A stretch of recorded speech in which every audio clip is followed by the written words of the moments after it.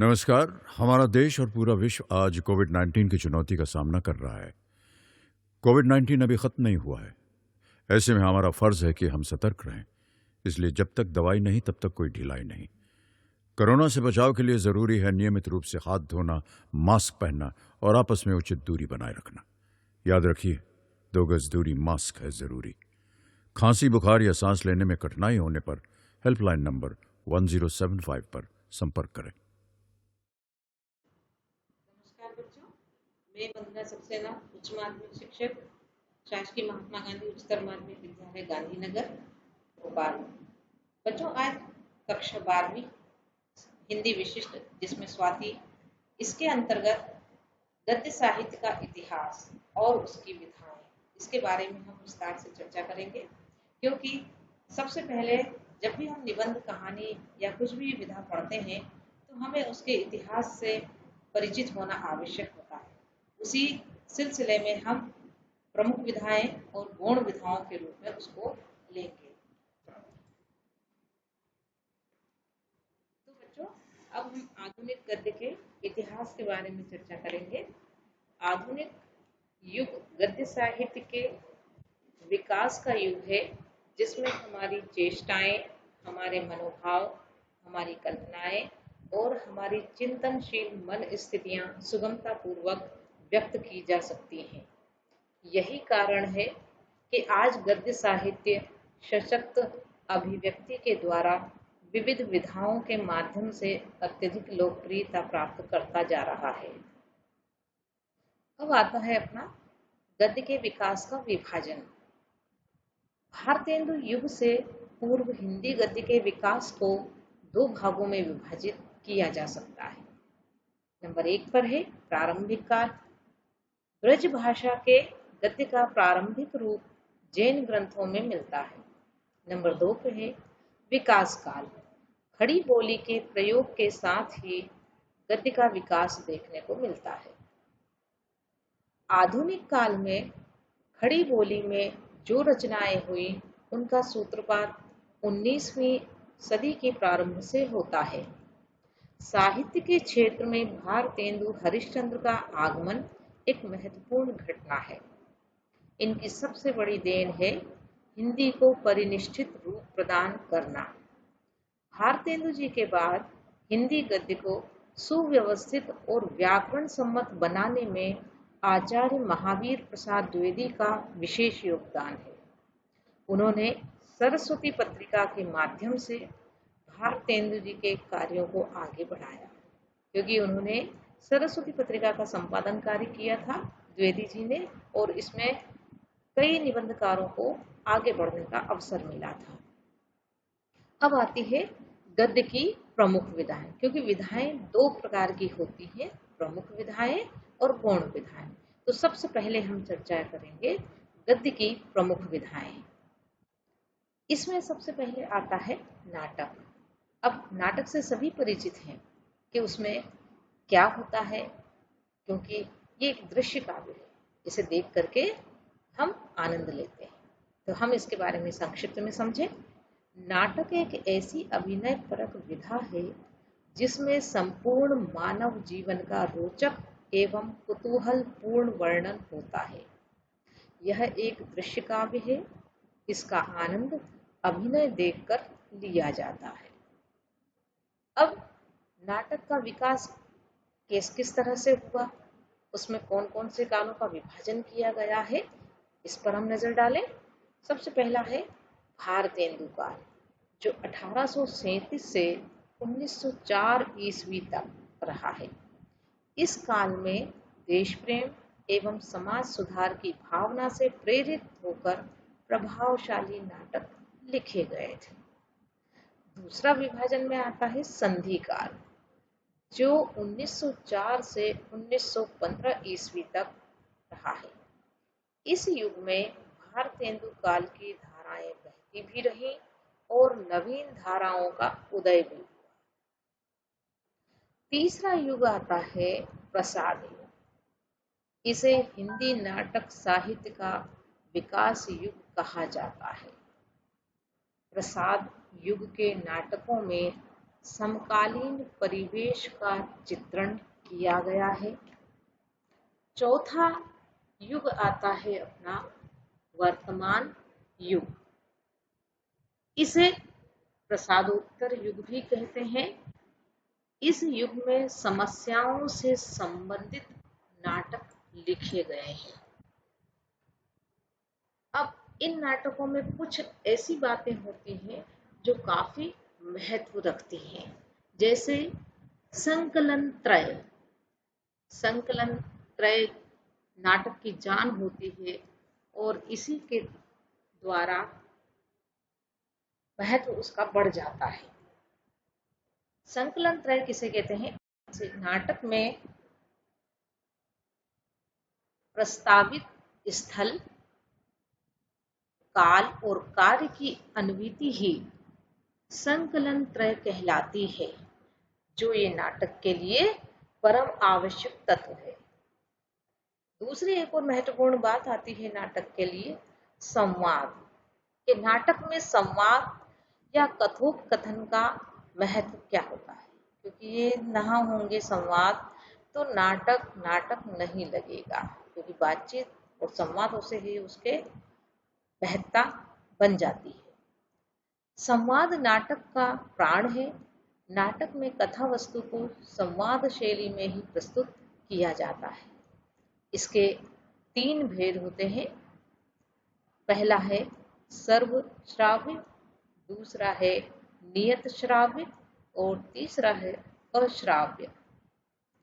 हिंदी में नाटक सम्राट के नाम से जयशंकर प्रसाद को प्रसिद्धि मिली है, क्योंकि उनका नाम सबसे ज्यादा नाटकों के नाम से ही इनको जाना जाता है और इनको सबसे ज्यादा प्रसिद्धि उसमें भी मिली है। वैसे वो कवि भी रहे, बहुत बड़े कवि रहे छायावाद के।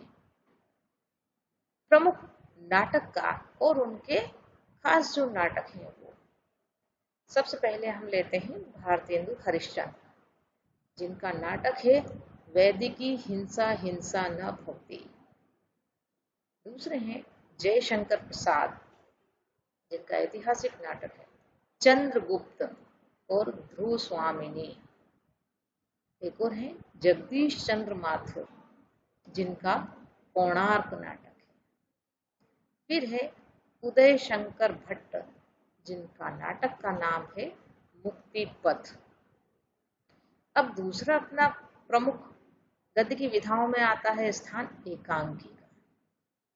एकांकी निश्चय ही ये भी बड़ी रोचक दृश्य विधा है, और हमारा जिस प्रकार से कहानी रोचक होती है, ऐसे ही एकांकी भी बड़ी रोचक होती है। आइए इसके बारे में हम जाने कि एकांकी किसे कहते हैं और इसमें किन चीजों की महत्ता होती है। एकांकी के एक अंक का दृश्य काव्य है, जिसमें एक कथा तथा एक उद्देश्य को कुछ पात्रों के माध्यम से प्रस्तुत किया जाता है। इसकी परिभाषा डॉक्टर राम कुमार वर्मा ने इस प्रकार दी है। एकांकी में एक ऐसी घटना रहती है जिसका जिज्ञासापूर्ण एवं कौतूहलमय नाटकीय शैली में चरम विकास होकर अंत होता है। एकांकी का प्राण तत्व है संघर्ष। संघर्ष से ही नाटकीयता का सृजन होता है, क्योंकि ये चरम स्थिति होती है संघर्ष वाली, और उसी में हमें ऐसा लगता है कि अब इसमें क्या होगा। हमारी जिज्ञासा वहां बहुत ज्यादा होने लगती है कि अब क्या होगा, अब क्या होगा। ऐसी स्थिति एकांकी में आती है, तो वो संघर्ष होता है और उसके बाद उसका अंत होता है। अब नाटक के विकास को भी हमने देखा था, ऐसे ही एकांकी का विकास भी हुआ है। वहीं जैसे गद्य के विकास में हम चर्चा करते हैं कि भारतेंदु जी का सबसे नाम पहले आता है, भारतेंदु हरिश्चंद्र के नाम से ही इस युग का नामकरण हुआ है, तो निश्चय ही एकांकी में भी उनका महत्वपूर्ण योगदान रहा है। उस युग का नाम भारतेंदु युग रहा है। तो एकांकी के विकास में सबसे पहले भारतेंदु युग आता है, जो द्विवेदी युग तक चलता है, मतलब इसमें दोनों युग शामिल हैं, जो 1875 से 1928 ईस्वी तक है। इस युग के एकांकीकारों ने प्रचलित परंपराओं, कुल प्रथाओं और सामाजिक समस्याओं को आधार बनाकर एकांकी लिखा। मतलब उस समय जो समाज में प्रचलित समस्याएं थी, चाहे वो सामाजिक हो चाहे अन्य हो, वो एकांकी में उभारी गई थी। उन समस्याओं को मद्देनजर रखते हुए एकांकी में उस बात को उठाया गया है। दूसरा विकास काल में आता है प्रसाद युग, क्योंकि प्रसाद जी भी कवि भी रहे हैं, नाटककार भी रहे हैं, एकांकीकार भी रहे हैं, तो निश्चय ही जयशंकर प्रसाद के नाम से इस युग का नामकरण हुआ है। तो प्रसाद युग 1929 से 1937 ईस्वी तक चला है। इस युग में पाश्चात्य शैली का अनुकरण किया गया, मतलब एकांकी में पाश्चात्य शैली को अपनाया गया। समाज की तत्कालीन अवस्था का चित्रण इस युग की एकांकियों में मिलता है। अगला युग आता है प्रसादोत्तर, अर्थात प्रसाद जी के बाद का युग, जिसे हम प्रसादोत्तर युग कहते हैं, जो 1938 से 1947 ईस्वी तक रहा।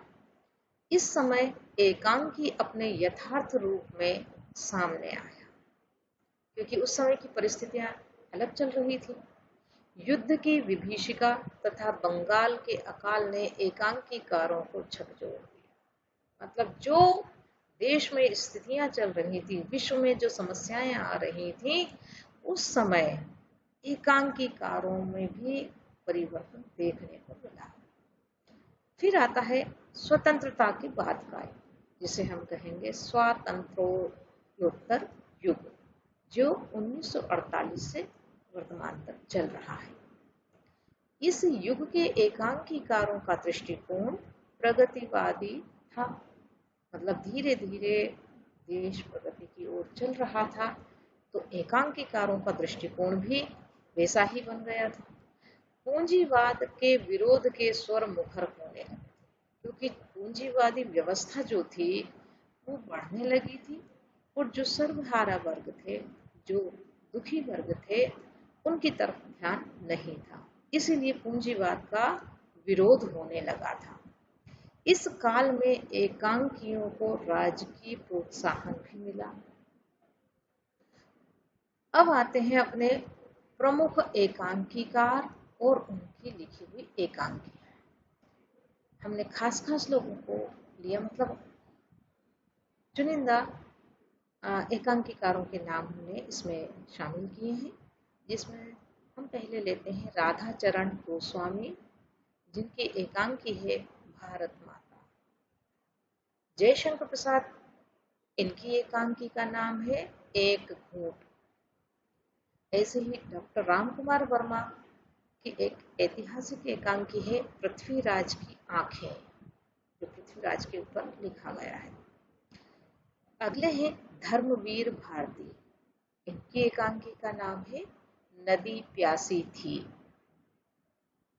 अब कभी कभी नाटक और एकांकी में प्रश्न पूछे जाते हैं, और ऐसा हो ही जाता है कि कभी उपन्यास और कहानी में आ जाता है अंतर, तो कभी नाटक और एकांकी में आ जाता है।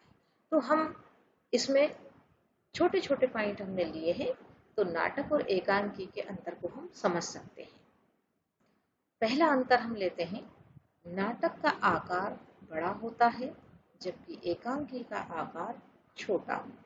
हम देखते हैं नाटक बहुत बड़े बड़े होते हैं, और एकांकी एक अंक का होता है, इसलिए वो छोटा होता है। दूसरा अंतर आता है, नाटक में पात्रों की संख्या अधिक होती है, तो एकांकी में पात्रों की संख्या कम या सीमित होती है। मतलब स्वाभाविक है कि नाटक में बहुत सारी कथाएं होती हैं, तो पात्र भी अधिक होते हैं, और एकांकी में एक ही घटना होती है, तो उसमें पात्र सीमित होते हैं। तीसरा अंतर आता है, नाटक अनेक अंक वाली रंगमंच की विधा है, तो एकांकी एक अंक वाली विधा है। मतलब उसके नाटक के बहुत सारे भाग होते हैं, इसलिए वो कई अंकों में बटा हुआ होता है, और हर अंक में अलग अलग कहानियाँ, अलग अलग कथा वस्तु उसमें चलती रहती है, अलग अलग घटनाक्रम उसमें चलते रहते हैं। इस तरह से वो बड़ा उसका सामने आता है, तो उसमें अनेक अंक शामिल होते हैं। लेकिन एकांकी में एक ही अंक होता है, क्योंकि ये एक अंक वाली विधा है, इसीलिए इसको एकांकी कहा जाता है। अगला अंतर है, नाटक में संवाद की व्यापकता होती है तो एकांकी में संवाद संक्षिप्त होते हैं। स्वाभाविक होते हैं कि नाटकों में जो संवाद होते हैं वो बड़े बड़े होते हैं, लंबे लंबे होते हैं।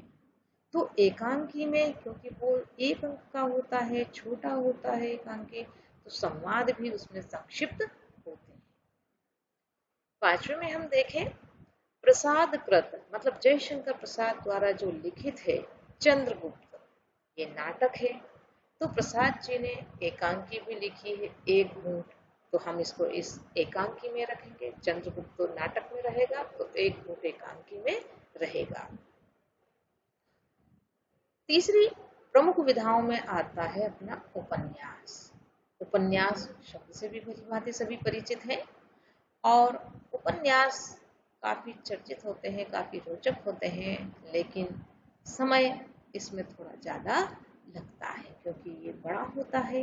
इसमें बहुत सारी घटनाएं भी शामिल होती, बहुत सारी बातें इसमें शामिल होती, बहुत सारी कथाएं इसमें चलती रहती हैं, इसीलिए इसको उपन्यास को बड़ा रूप माना गया है। अब उपन्यास शब्द कैसे बना है, इसका मतलब क्या है? उपन्यास शब्द उप, उपसर्ग और न्यास पद के योग से बना है।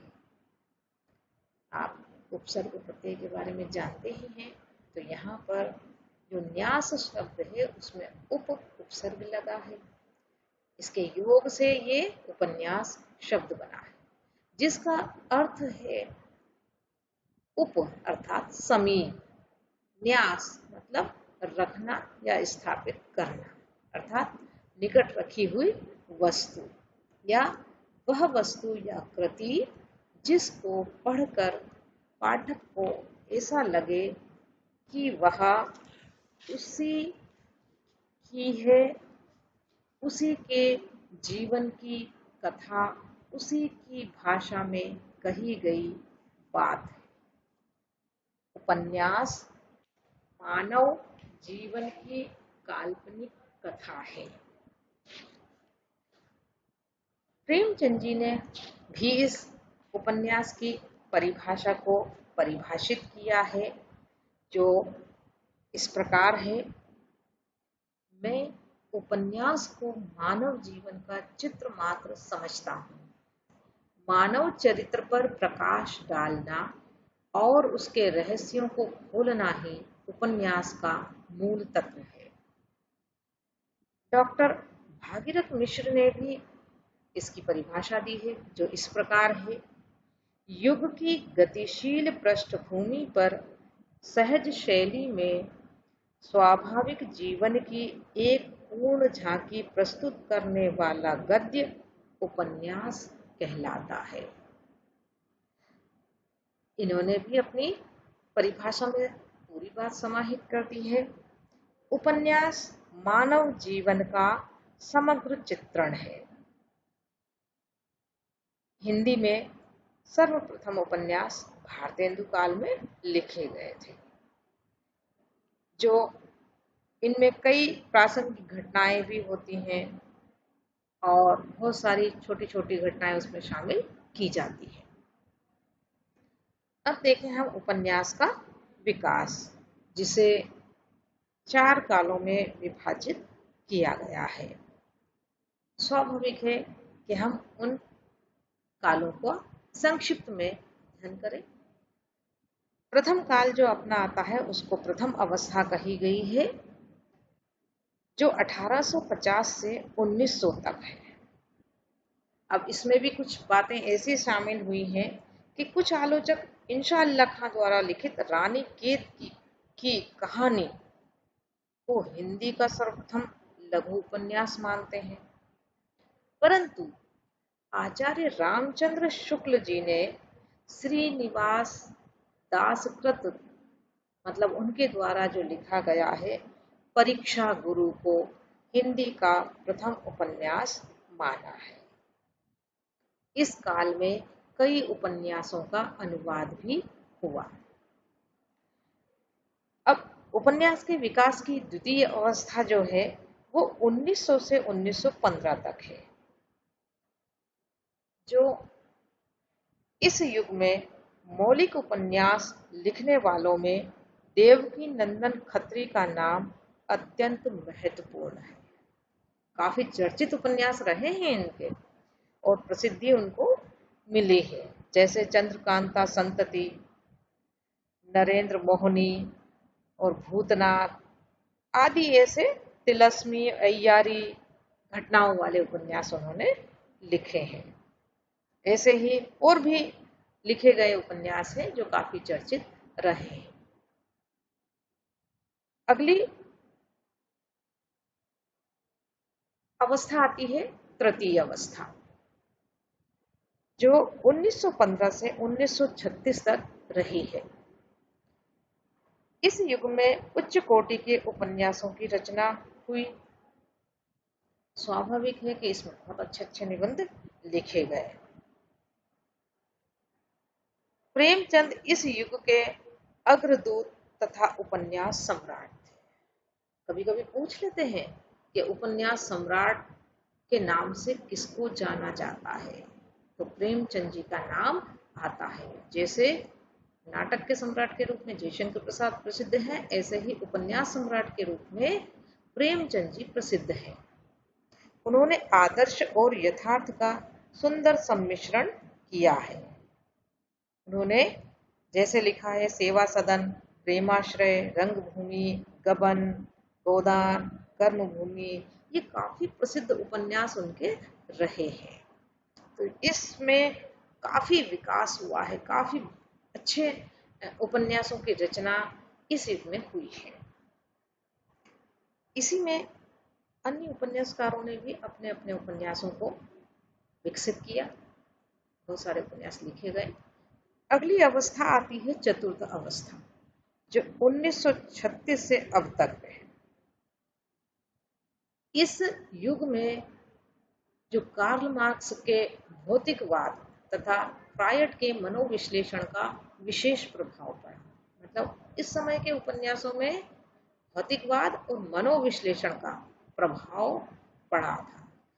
इस युग के उपन्यासों में प्रगतिवादी विचारधारा का स्पष्ट प्रभाव परिलक्षित होता है। जैसे इस युग में यशपाल का दादा कामरेड, झूठा सच, इस तरह के उपन्यास लिखे गए थे। अब उपन्यास के कुछ भेद भी हैं। शैली की दृष्टि से उसके कितने भेद होते हैं, तो सबसे पहला आता है आत्मकथात्मक शैली, दूसरा है कथात्मक शैली, तीसरा है पत्र शैली और चौथा है डायरी शैली। मतलब इन शैलियों के अंतर्गत उपन्यासों को लिखा जाता है, मतलब इस शैली को अपनाया जाता है। अध्ययन की सुविधा की दृष्टि से हम उपन्यास के भी भेद देख सकते हैं, जिसमें 5 प्रकार के उपन्यास बताए गए हैं। पहला है मनोवैज्ञानिक उपन्यास, जिसके अंतर्गत जैनेन्द्र कुमार और अज्ञेय का पूरा नाम है सच्चिदानंद हीरानंद वात्स्यायन अज्ञेय। ये दोनों मनोवैज्ञानिक उपन्यासकारों के रूप में ज्यादा जाने जाते हैं। जैनेन्द्र कुमार का उपन्यास निम्न है: कल्याणी, परख, त्यागपत्र। और अज्ञेय जी के उपन्यासों का नाम है शेखर एक जीवनी, नदी के द्वीप, अपने अपने अजनबी। दूसरा भेद आता है आंचलिक उपन्यास, जिसमें प्रमुख रूप से फणीश्वर नाथ रेणु और अमृतलाल नागर का नाम प्रसिद्ध है। फणीश्वर नाथ रेणु ने बेला आंचल, परती परिकथा, जुलूस उपन्यास लिखे हैं, तो अमृतलाल नागर ने बूंद और समुद्र, मतलब जो गांव के परिवेश को इन्होंने उसमें उपन्यासों में लिया है, ग्रामीण अंचल की बातें उसमें दी हैं। तीसरा भेद आता है सामाजिक उपन्यास, जो समाज से संबंधित हैं। स्वाभाविक है कि समाज में जो चीजें दिखाई देती हैं, चाहे वो आदर्शवादी हो, यथार्थवादी हो, लेकिन उन सबको मुखरित करने का श्रेय प्रेमचंद और भगवती चरण वर्मा को।